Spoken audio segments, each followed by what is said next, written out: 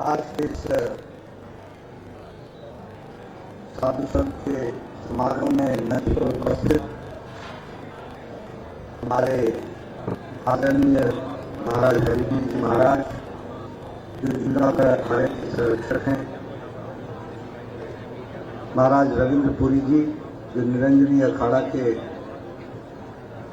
माननीय रविंद्र पुरी जी जूनागढ़ अखाड़ा, माननीय राघवेंद्र दास जी ब्रज अखाड़ा, स्वामी दर्शन भारती जी महाराज, महामंडलेश्वर प्रबोधानंद जी, महामंडलेश्वर विवेकानंद जी, महंत निश्चय सिंह जी निर्मल अखाड़ा, महामंडलेश्वर रूपेंद्र प्रकाश जी, महंत राममुनि जी महाराज, बाबा हठयोगी जी महाराज, सभी साधु संत सज्जन वृंद और हमारे सभी अखाड़ों से एकत्र आए हमारे बहुत ही आदरणीय और पूजनीय हमारे सभी साधु संतगण, सबसे पहले तो आप सबको मेरा बहुत बहुत नमन और प्रणाम। अभी मैं जब हरिद्वार आया तो सबसे पहले माया माता जी के दर्शन किए और उसके बाद भैरव महाराज जी का आशीर्वाद लिया और फिर आप सबके दर्शन करने का मुझे सौभाग्य मिला।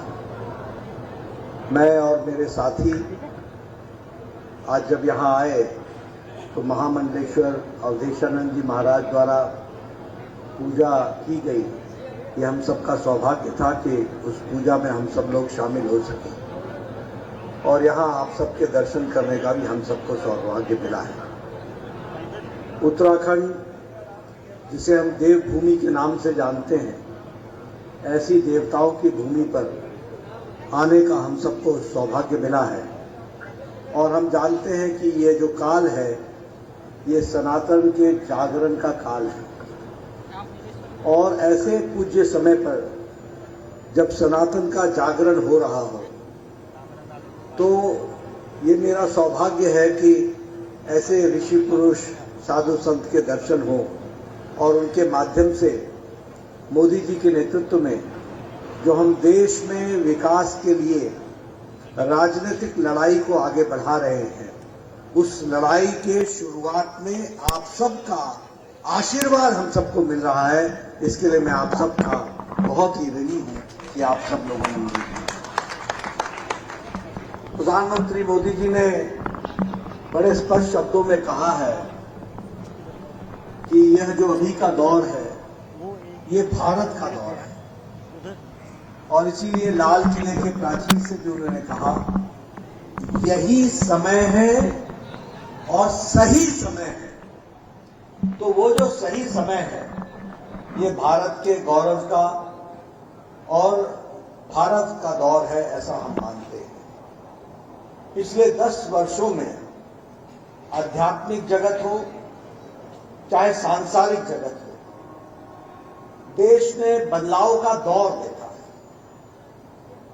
आज से 10 साल पहले हम कहीं न कहीं हीन भावना से ग्रसित हो रहे थे। हमारा नेतृत्व वह दिशा, वह दृष्टि, वो दिशा नहीं दे पा रहा था और इसीलिए हम सब लोग जानते हैं कि एक ऐसा दौर आया जब भारत पिछड़ता हुआ दिखा, इसकी आध्यात्मिक शक्ति क्षीण होती हुई दिखी और नेतृत्व का बल कभी भी सात्विक शक्तियों को नहीं मिला। इस कारण से धीरे धीरे भारत पिछड़ता हुआ दिख रहा है। लेकिन प्रधानमंत्री मोदी जी के नेतृत्व में पिछले 10 वर्षों में एक बदलता दौर हमने देखा और जब हम बदलते दौर की बात करते हैं तो भू की राजनीति से लेकर विदेश नीति तक हर जगह भारत का परचम प्रधानमंत्री मोदी जी ने लहराया और भारतीय विचारधारा को, सात्विक विचारधारा को आगे बढ़ाया है। हम यह भी देख रहे हैं कि प्रधानमंत्री मोदी जी के नेतृत्व में 21वीं शताब्दी भारत की जागृत अवस्था की शताब्दी बन रही है। यानी भारत अब जागृत अवस्था में हमको दिख रहा है और इसीलिए यही तभी संभव हो पाया है कि हम 500 साल के संघर्ष के पश्चात जिस लड़ाई की शुरुआत और उसकी नींव इसी हरिद्वार की पुण्य भूमि पर रखी गई थी, उसको साकार होते हुए 500 साल के संघर्ष के बाद हमने रामलला का प्राण प्रतिष्ठा देखी और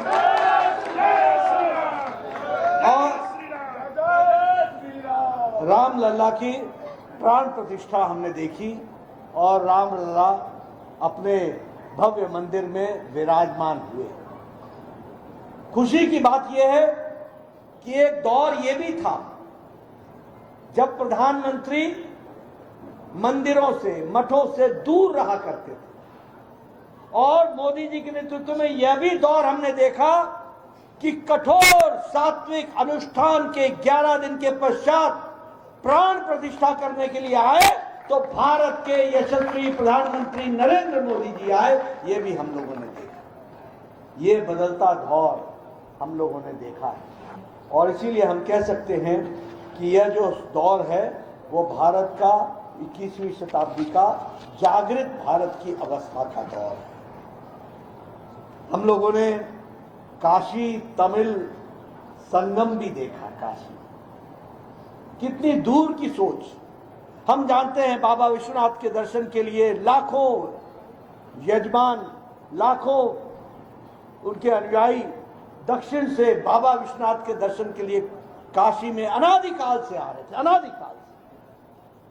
लेकिन हमने ये दौर भी देखा कि राजनीतिक छोटे संकुचित विचार के कारण लोगों ने उत्तर और दक्षिण के बीच में खाई पैदा करने की कोशिश की। लेकिन भारत के यशस्वी प्रधानमंत्री ने काशी तमिल महासंगम करा करके एक स्थायी रूप दिया कि उत्तर और दक्षिण एक है, भारत माता एक है और भारत माता के नेतृत्व में हम चलने वाले हैं।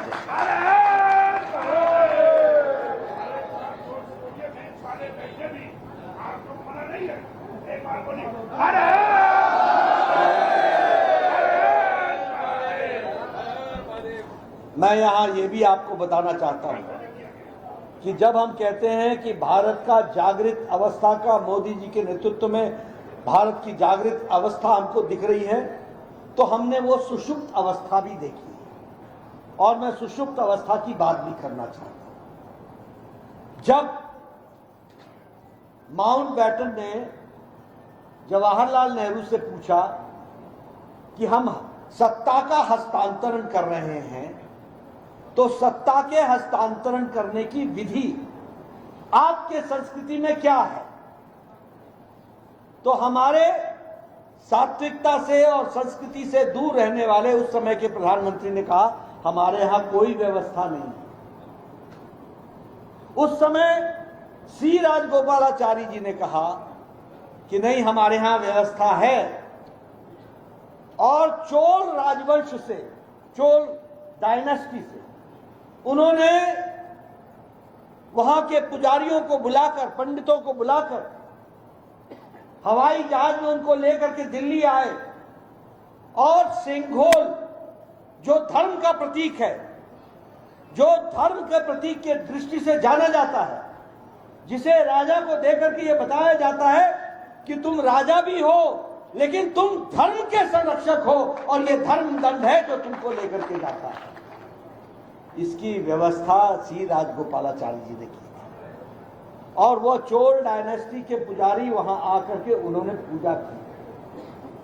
दुख की बात यह है कि प्रधानमंत्री जी ने वो पहले संग्रहालय में रखा, पहले नेहरू जी के घर में रहा और बाद में वो संग्रहालय में चला गया नेहरूज वॉकिंग स्टिक के नाम से, वॉकिंग स्टिक के नाम से। ये प्रधानमंत्री मोदी जी थे जिन्होंने उसको ढूंढवाया, लाए और फिर से वही हमारे पंडित वहां से उसी वंशज के पंडित आकर दिल्ली में उन्होंने पूजा की और अब वह सेंघोल धर्म दंड की तरह धर्म की रक्षा करने वाला आज भारत के नई संसद में लोकसभा के सभापति के साथ रखा हुआ है। ये भी हमने देखा, ये जागृत अवस्था की हमने बात देखी है। काशी विश्वनाथ में बाबा विश्वनाथ के दर्शन करने जाते थे, पतली सी गली होती थी और उसमें दर्शन करने में कितनी कठिनाई होती थी। आज वहां पर काशी कॉरिडोर बनाकर प्रधानमंत्री जी ने आज भव्य मंदिर को पुनर्जागृत करने, पुनर्जागरण का और पुनः उसको जिसको कहते हैं कि रेनोवेट करके उसको ठीक करने का काम किया।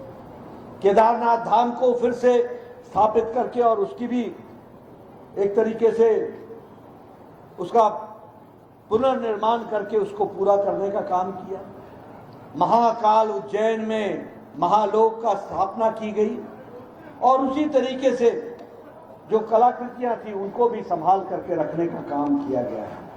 और इसी के साथ साथ गुलामी के चिन्हों से अपने आप को हटा करके भारत के गौरव और संस्कृति को आगे रखने का काम किया है, तो वो प्रधानमंत्री मोदी जी ने किया है और उनको आपकी सात्विक ताकतें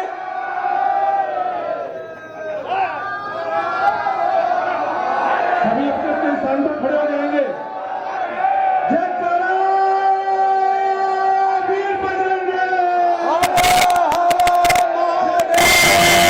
वीर बजरंगे,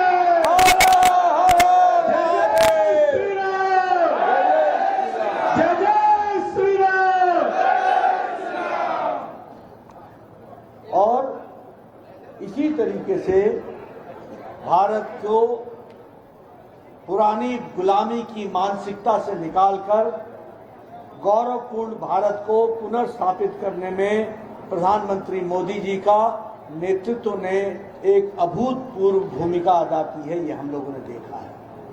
हमने ये भी देखा कि जो उपेक्षित धर्मस्थल थे उनको फिर से मुख्यधारा में लाकर, चाहे केदारनाथ का पुनर्निर्माण हो, बद्रीनाथ का पुनर्निर्माण हो, आदि शंकराचार्य जी की मूर्ति को पुनर्स्थापित करने की बात हो, जैसा मैंने कहा कि महालोक की स्थापना उज्जैन में महाकालेश्वर मंदिर में हो, और इसी तरीके से जीर्णोद्धार का कार्यक्रम किया गया है।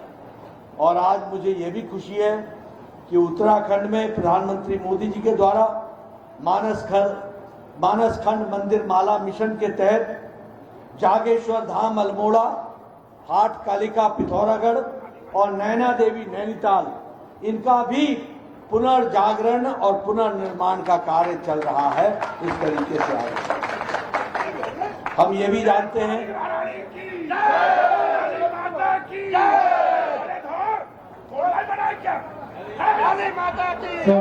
खड़े हो जाएंगे अपने स्थान पर।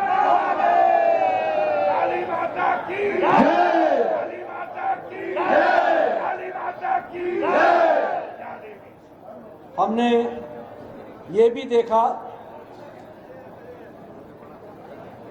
कि जो जम्मू कश्मीर के मंदिर थे जिनको आक्रमणकारियों ने तोड़ा, जिनको ध्वस्त किया, उन मंदिरों को फिर से पुनर्निर्माण करने का काम भी प्रधानमंत्री मोदी जी के नेतृत्व में हो रहा है। इसको भी हमको समझना चाहिए।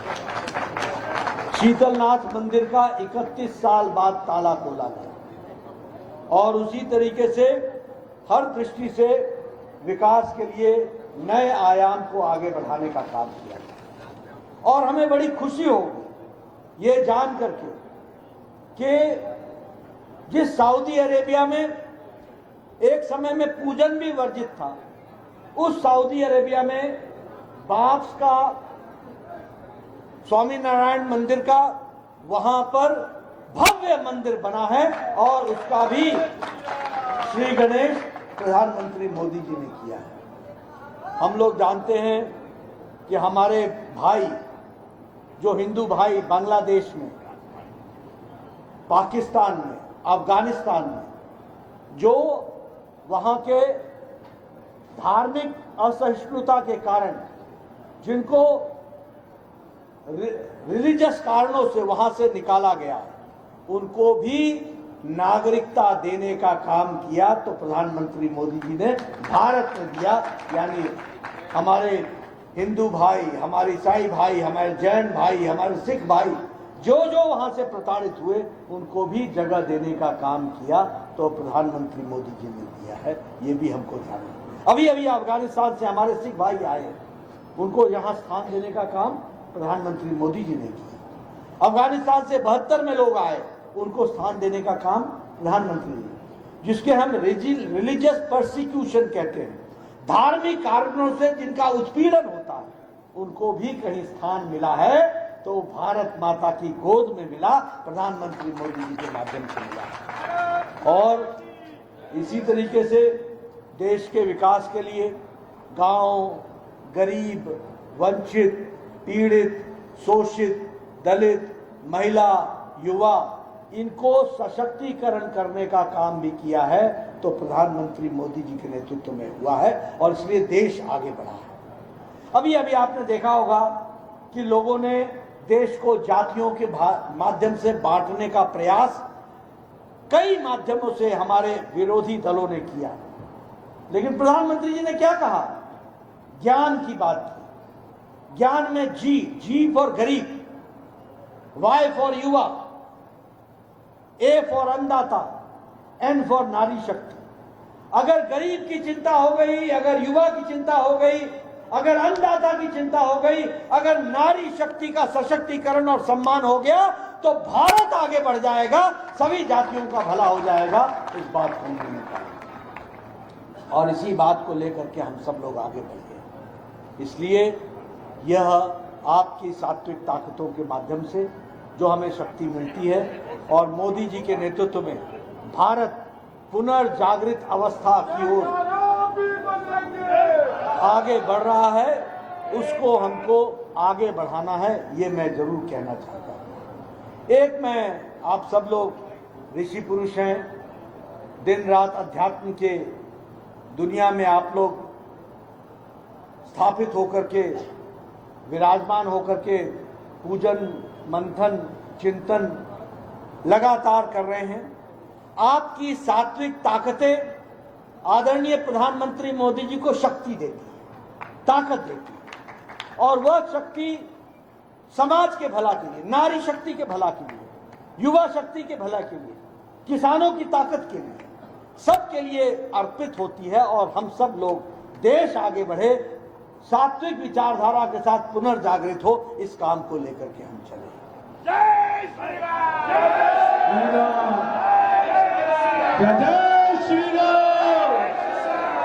जय श्री राम, जय श्री राम। दोनों हाथ उठा करके, दोनों हाथ उठा करके, जय जय श्री राम, जय जय श्री राम, जय जय श्री राम, जय जय श्री राम, जय जय श्री राम, जय श्री राम, जय जय श्री राम।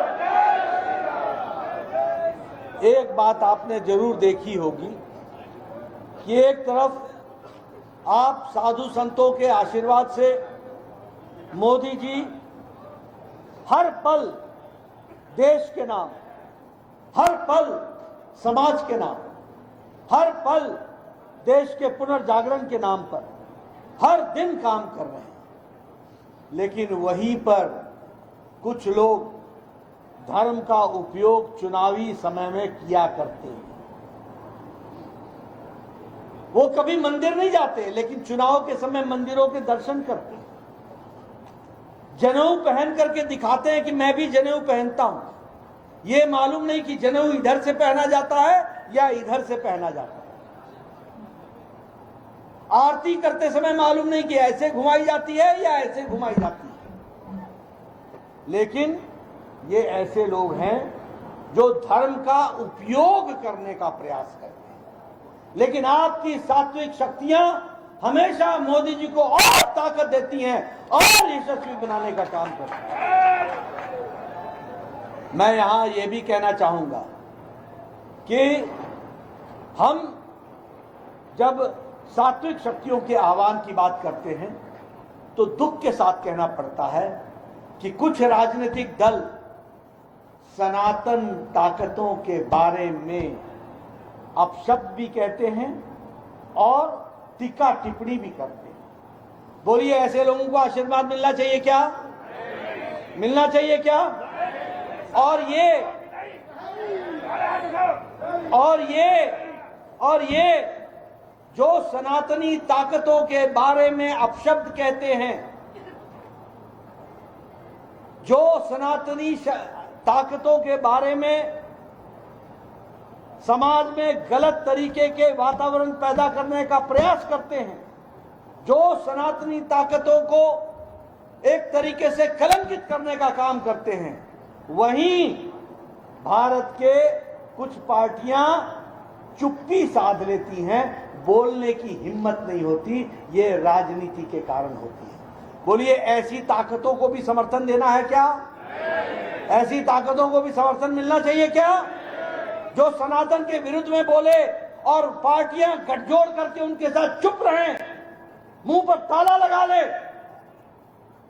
सनातन के पक्ष में बोलने की हिम्मत ना हो, ऐसी ताकतों को क्या भारत में कोई स्थान होना चाहिए?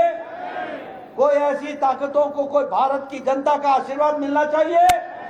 कोई साधु संतों का आशीर्वाद मिलना चाहिए? मित्रों, आपका आशीर्वाद हमेशा सात्विक ताकतों के साथ, जो समाज में को मंगलमय बनाने के लिए लगे, जहां सब प्राणी को अच्छे से आगे बढ़ने का सुअवसर मिले, सबका सशक्तिकरण हो और ज्ञान और सात्विक वातावरण में समाज व्याप्त हो, इसके लिए हम तपस्या करते हैं। और इसको आगे बढ़ाने का काम मैंने उदाहरण सहित आपको बताया है कि बखूबी 10 साल में प्रधानमंत्री मोदी जी ने किस तरीके से सात्विक शक्तियों का दौर भारत का दौर बना दिया है, इसको भी हम सब लोगों ने देखा। और इसीलिए मैं आपसे आशीर्वाद लेता हूं और आपके माध्यम से प्रधानमंत्री मोदी जी के लिए आशीर्वाद लेता हूं कि आपका आशीर्वाद प्रधानमंत्री मोदी जी को मिले और आपके आशीर्वाद से हम सबका साथ, सबका विकास, सबका विश्वास, सबका प्रयास, इस मंत्र को लेकर चले और भारत को उज्जवल शक्ति के रूप में आगे बढ़ाए। यही आपका आशीर्वाद मिलेगा। हम इसी के माध्यम से आपसे सात्विक ताकतों की शक्ति लेकर, आपका आशीर्वाद लेकर के आगे बढ़ेंगे। बहुत बहुत धन्यवाद। जय भारत।